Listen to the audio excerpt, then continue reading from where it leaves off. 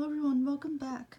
This is Barbara B, continuing our Braille lesson number 21, punctuation. This lesson will be about using punctuation symbols before we start moving on to sentences. Now, I had to look some of these up because I had kind of forgotten them. I've been out of practice, so this kind of gave me an excuse to practice them. So I tried writing out what I in pen here. Hopefully we can see that.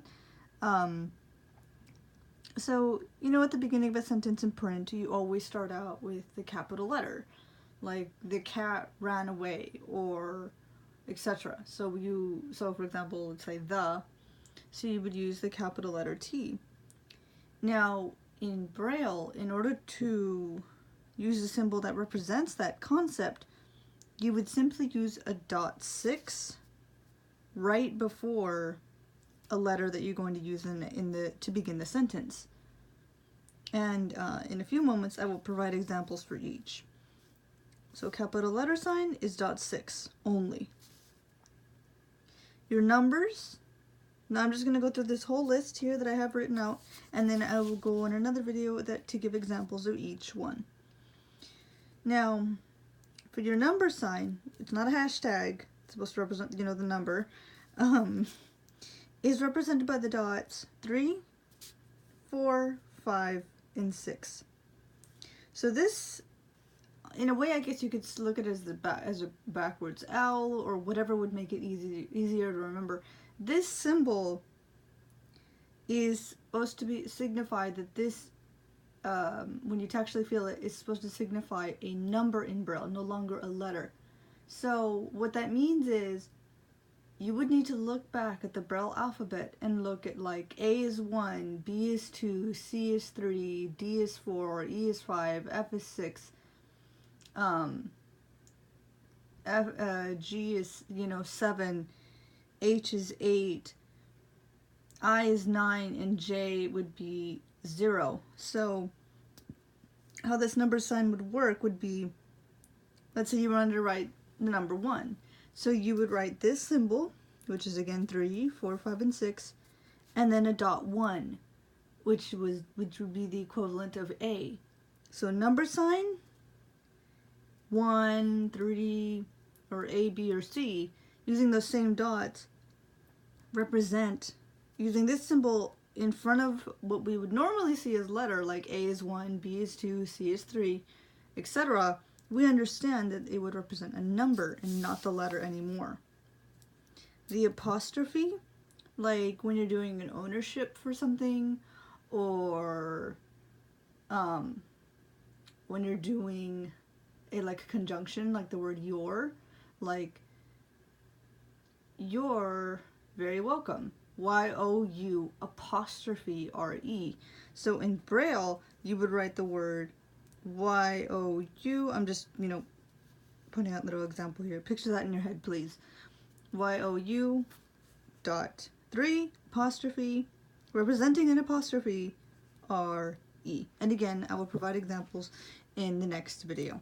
I'm just giving you verbal and audio example. Now your period, or the symbol that represents the period, are dots 2, 5, and 6. So think of the letter D. Remember how D was 1, 4, 5? So this is essentially going to be a drop D, which is, instead of using these 3 dots, you're going to bring it down. So that would be the equivalent of 2, 5, and 6.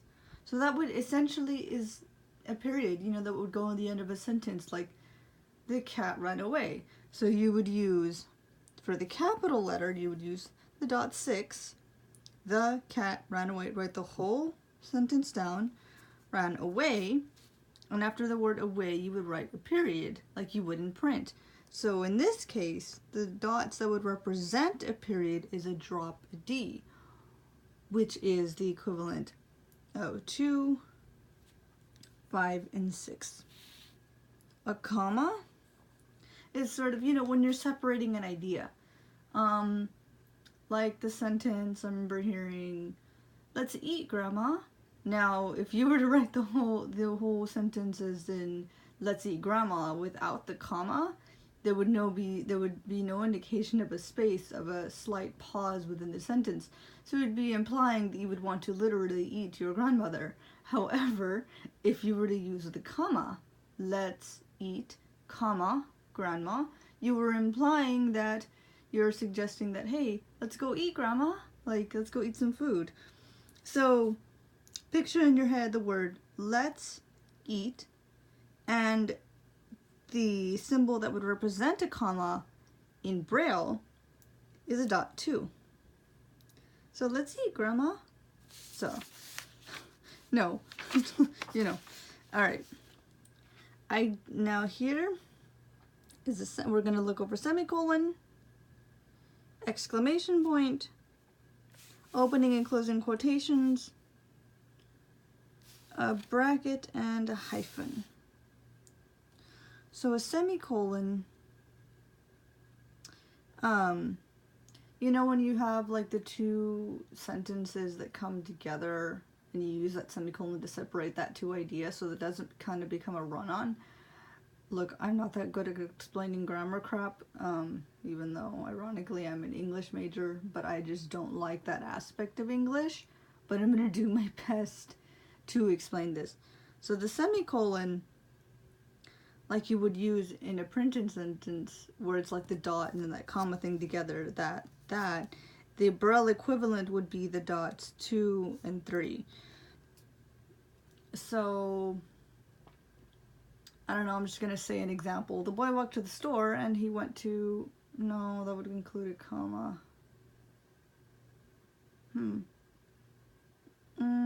The boy went to the store and he decided to go to shop at Hot Topic. Soon afterwards, he bought a backpack? Oh, fuck, F it. Look, I'm trying here. So essentially, the semicolon that you would normally see in print in Braille is represented by the dots 2 and 3. I'm sorry if I'm really bad at explaining this. I don't like grammar, and it just is kind of annoying.